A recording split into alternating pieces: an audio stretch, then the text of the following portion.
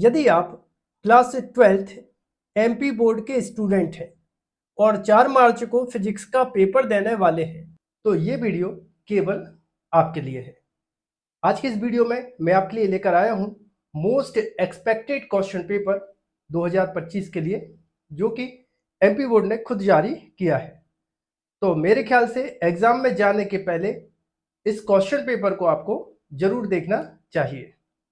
तो बच्चों, पहला क्वेश्चन है, प्रत्येक प्रश्न के लिए दिए गए विकल्पों में से सही उत्तर चुनकर लिखिए। और इसका जो क्वेश्चन नंबर फर्स्ट है, आवेशित खोखले गोले के अंदर विद्युत क्षेत्र का मान होता है। और ये 4 अपने सामने ऑप्शन है।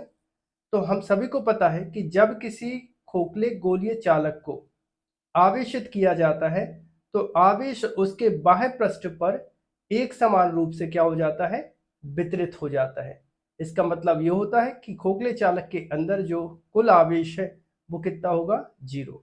तो उसके अंदर जो विद्युत क्षेत्र है या जो विद्युत क्षेत्र की तीव्रता है उसका मान भी क्या हो जाएगा, 0 हो जाएगा।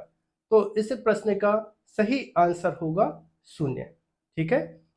क्वेश्चन नंबर दूसरा है, धारा घनत्व का एसआई मात्रक होता है। 4 अपने सामने ऑप्शन है। तो धारा घनत्व का जो सूत्र होता है बच्चों, वो होता है J = I/A। ये धारा घनत्व का सूत्र होता है। तो यहाँ पर I से मतलब है विद्युत धारा। सो विद्युत धारा का मात्रक होता है एम्पियर और क्षेत्रफल का मात्रक होता है मीटर स्क्वायर। तो इसका सही आंसर होगा एम्पियर पर मीटर स्क्वायर। तो यहाँ पर देखिए, इसका सही आंसर होगा ये ऑप्शन नंबर सेकंड, एम्पियर प्रति मीटर स्क्वायर। क्वेश्चन नंबर 7 देखिए, किस यंत्र या उपकरण में धारामापी की कुंडली के साथ उच्च प्रतिरोध श्रेणी क्रम में जोड़ा जाता है। तो आप सभी को पता होगा कि जब एक गैल्वेनोमीटर, ये बनाया अपन ने क्या, एक गैल्वेनोमीटर, और गैल्वेनोमीटर के साथ यहाँ पर अपन को उच्च प्रतिरोध का एक तार जोड़ देते हैं तो ये क्या बन जाता है बच्चों, ये बन जाता है वोल्टमीटर। तब बच्चों इसका सही आंसर होगा वोल्टमीटर, ऑप्शन नंबर पहला। क्वेश्चन नंबर दा देखिए, प्रत्यावर्ती धारा परिपथ में वाटहीन धारा होती है यदि परिपथ में केवल R, केवल L और ये 2 ऑप्शन और हैं। तो प्रत्यावर्ती धारा परिपथ की जो औसत शक्ति का सूत्र होता है वो कितना होता है, PAV = VRMS × IRMS × cos φ। इस सूत्र को आपने देखा होगा। अब प्रत्यावर्ती धारा परिपथ में धारा और जो VL मतलब जो प्रेरकत्व का वोल्टेज होता है VL, ये धारा I से कला में 90 डिग्री क्या होता है, अग्रगामी होता है। मतलब यहाँ पे फाई की जो वैल्यू है वो अपन क्या रखेंगे, cos 90। तो यहाँ पर अब सूत्र बन जाएगा, देखिए PAV = VRMS × IRMS और यहाँ पे आ जाएगा cos 90। अब cos 90 का मान कितना होता है, 0। तो यहाँ पर PAV = VRMS × IRMS × हो जाएगा 0। तो यहाँ पर PAV मतलब परिपथ की जो औसत शक्ति है वो कितनी होगी, 0। मतलब इस स्थिति में परिपथ में धारा तो प्रवाहित होती है लेकिन शक्ति का क्षय बिल्कुल नहीं होता। तो ऐसी धारा को हम कहते हैं क्या, वाटहीन धारा। तो यहाँ पर जो सही ऑप्शन होगा वो होगा क्या, ऑप्शन नंबर सेकंड, केवल L। ठीक है बच्चों, नेक्स्ट क्वेश्चन है, तरंग सदिश को व्यक्त किया जाता है, मतलब तरंग का सदिश रूप पूछ रहे हैं। तो इस क्वेश्चन का होगा ऑप्शन नंबर चौथा सही आंसर होगा K = 2π/T। नेक्स्ट क्वेश्चन है, प्रकाश का रंग ज्ञात किया जाता है प्रकाश के वेग से, प्रकाश के आयाम से। तो इस क्वेश्चन का सही आंसर होगा प्रकाश की आवृत्ति। ठीक है, प्रकाश की आवृत्ति से प्रकाश का रंग ज्ञात किया जाता है। बच्चों क्वेश्चन नंबर दूसरा देखिए, रिक्त स्थानों की पूर्ति कीजिए। कांच के अंदर वायु का बुलबुला, तो यहाँ पे आएगा अवतल लेंस। ठीक है, अवतल लेंस की तरह व्यवहार करता है। क्वेश्चन नंबर 12 देखिए, एक स्लिट द्वारा विवर्तन फ्राउनहोफर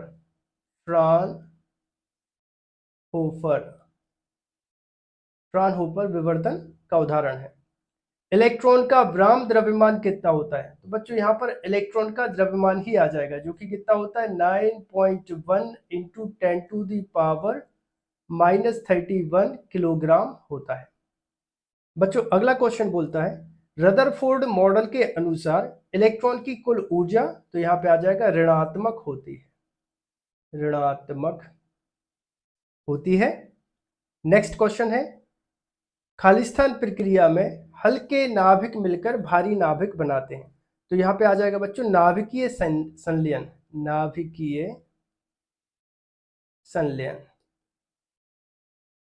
ठीक है।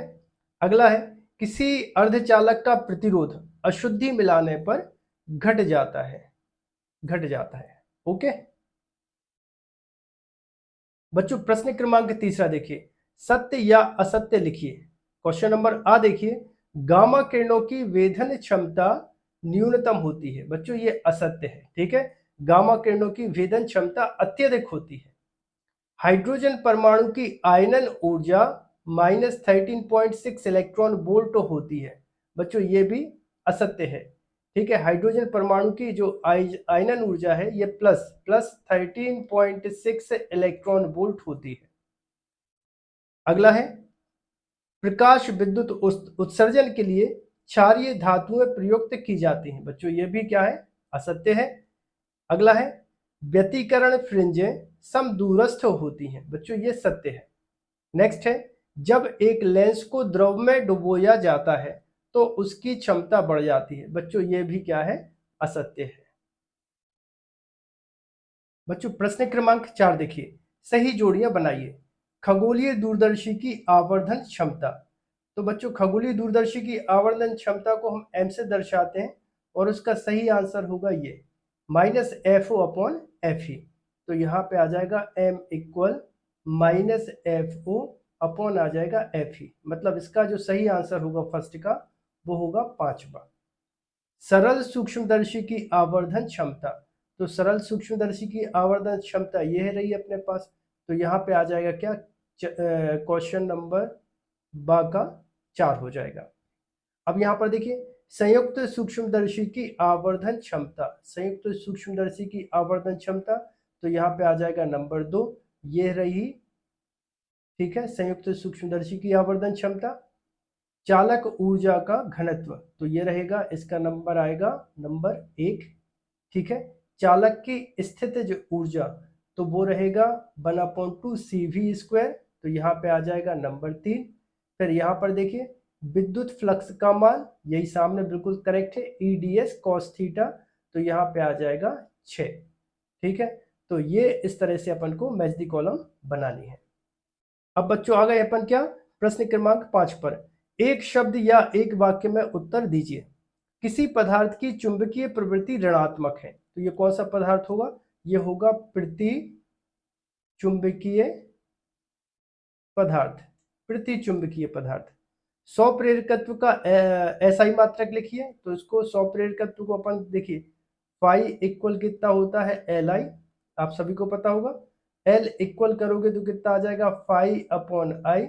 सो फाई का मतलब होता है फ्लक्स, तो फ्लक्स का होता है वेबर और धारा का मात्रक होता है एम्पियर, वेबर पर एम्पियर। और इसी को अपन क्या बोलते हैं? हेनरी बोलते हैं। ठीक है, अगला क्या? प्रेरण प्रतिघात एवं कोणीय आवृत्ति में संबंध लिखिए। तो इस क्वेश्चन का सही आंसर होगा XL इक्वल ओमेगा एल। अगला क्वेश्चन है, धारा के वर्ग माध्य मूलमान एवं शिखर मान में संबंध लिखिए। तो धारा का वर्ग माध्य मूलमान क्या होता है? IRMS इक्वल होता है I0/√2। अब इसके बाद क्या आ गए? क्वेश्चन नंबर E पर आ गए। विकिरण की कर्ण प्रकृति को समझाने वाली 2 परिघटनाओं के नाम लिखिए। तो इसका हो जाएगा, एक हो जाएगा प्रकाश विद्युत प्रभाव, विद्युत प्रभाव, ये हो जाएगा पहला। और दूसरा हो जाएगा कॉम्पटन प्रभाव, कॉम्पटन प्रभाव। ओके बच्चों, क्वेश्चन नंबर 6 देखिए। किसी विलगित चालक को धनावेशित करने पर उसका द्रव्यमान कम हो जाता है, क्यों? और इसका अथवा वाला है, दो विद्युत बल रेखाएं एक दूसरे को कभी प्रतिच्छेद नहीं करती, क्यों?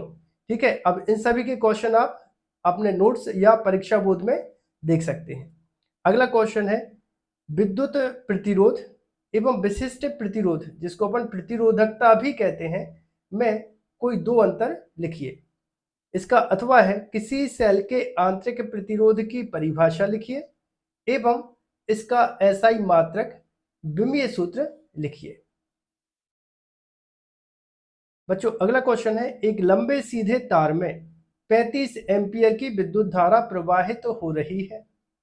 तार से 20 सेंटीमीटर की दूरी पर स्थित किसी बिंदु पर विद्युत क्षेत्र की तीव्रता का परिमाण ज्ञात कीजिए। अगला क्वेश्चन है, व्योमस्थ खिंचे क्षैतिज बिजली के तार में 90 एम्पियर की विद्युत धारा पूर्व से पश्चिम की ओर प्रवाहित हो रही है। तार से 1.5 मीटर नीचे विद्युत धारा के कारण उत्पन्न चुंबकीय क्षेत्र का परिमाण ज्ञात कीजिए।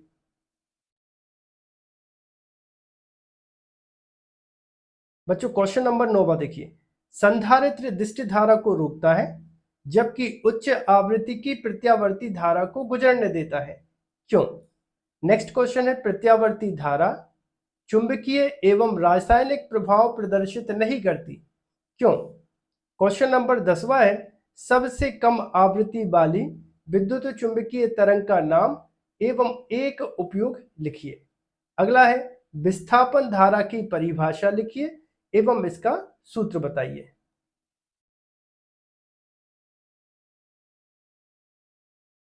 क्वेश्चन नंबर 11 देखिए।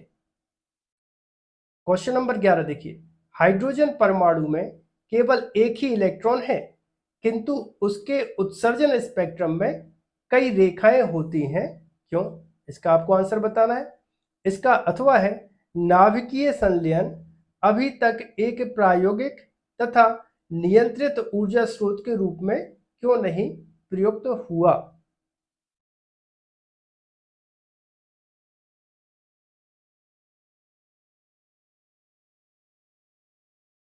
क्वेश्चन नंबर 12 देखिए। नेज मतलब निज अर्धचालक एवं बाह्य अर्धचालक, जिसको अपन अशुद्ध अर्धचालक भी कहते हैं, में कोई दो अंतर लिखिए। नेक्स्ट क्वेश्चन है, पी प्रकार के अर्धचालक एवं एन प्रकार के अर्धचालकों में कोई दो अंतर लिखिए। नेक्स्ट क्वेश्चन है, विद्युत धारा वितरण संबंधी किरचॉफ के नियमों को लिखिए। और इसका जो अथवा है, संतुलित व्हीटस्टोन सेतु का विद्युत परिपथ बनाते हुए उसका सिद्धांत स्थापित कीजिए। नेक्स्ट क्वेश्चन पे चलते हैं। नेक्स्ट क्वेश्चन है, बायो-सेवर्ट का नियम लिखिए तथा इस नियम का सदिश रूप भी लिखिए। इसका अथवा है, एम्पियर का परिपथीय नियम लिखिए एवं इसे सिद्ध कीजिए। नेक्स्ट है, प्रकाश के व्यतिकरण के लिए कोई 4 आवश्यक प्रतिबंध या शर्तों को आपको लिखना है। नेक्स्ट है, प्रकाश के ध्रुवण की परिभाषा लिखिए। प्रकाश के ध्रुवण का मेलस का नियम आपको लिखकर बताना है। क्वेश्चन नंबर 16 है, डी ब्रोगली तरंगें क्या है? डी ब्रोगली तरंग का जो द्रव्य समीकरण है उसको आपको स्थापित करना है। नेक्स्ट है, प्रकाश विद्युत प्रभाव क्या है? प्रकाश विद्युत प्रभाव के नियम 2 लिखना है आपको। क्वेश्चन नंबर 17 है, पीएन संधि डायोड का अग्र अभिनति एवं पश्च अभिनति में विद्युत परिपथ बनाते हुए उसकी आपको कार्यविधि समझाना है। नेक्स्ट क्वेश्चन है, इसका अथवा है ये, दिष्टिकरण क्या है? पीएन संधि डायोड का पूर्ण तरंग दिष्टिकारी के रूप में उपयोग का वर्णन निम्न शीर्षकों के अंतर्गत अपन को करना है। नंबर एक विद्युत परिपथ, दूसरा कार्यविधि, तीसरा निवेशी एवं निर्गत वोल्टेज का तरंग रूप, मतलब इसका आपको ग्राफ बना के बताना है। क्वेश्चन नंबर 18 बोलता है यदि प्रकाश किरणें n1 अपवर्तनांक वाले माध्यम से n2 अपवर्तनांक वाले माध्यम में गोलीय अपवर्तक पृष्ठ में प्रवेश करती हैं, तब आपको सिद्ध करना है n2 upon v n minus n1 upon v equal, तब आपको सिद्ध करना है n2 upon v minus n1 upon u equal n2 minus n1 upon r।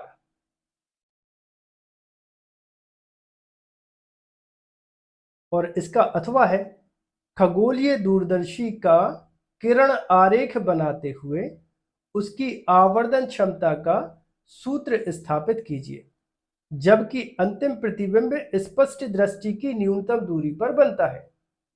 और इसका नेक्स्ट क्वेश्चन 19वां है प्रत्यावर्ती धारा परिपथ में LCR श्रेणी क्रम में जुड़े हों तो उसमें गणना कीजिए। अब देखो यहाँ पर क्या क्या करना है अपन को। सबसे पहले अपन को बताना है परिणामी विभवांतर, प्रतिबाधा V एवं I के मध्य समांतर मतलब कलांतर निकालना होगा, और चौथा है विद्युत धारा।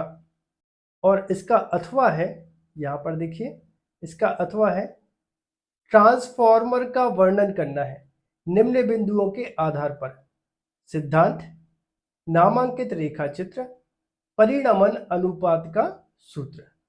इसके बाद अगला क्वेश्चन देखते हैं, क्वेश्चन नंबर 20वां। ये बोलता है वैद्युत द्विध्रुव के कारण अक्षीय स्थिति में स्थित किसी बिंदु पर विद्युत क्षेत्र की तीव्रता का सूत्र या तीव्रता का व्यंजक प्राप्त आपको करना है। अब चलते हैं इसके अथवा वाले प्रश्न पर। तो इसका अथवा है समांतर प्लेट संधारित्र की धारिता हेतु व्यंजक प्राप्त कीजिए तथा धारिता को प्रभावित करने वाले आपको कारक लिखना है।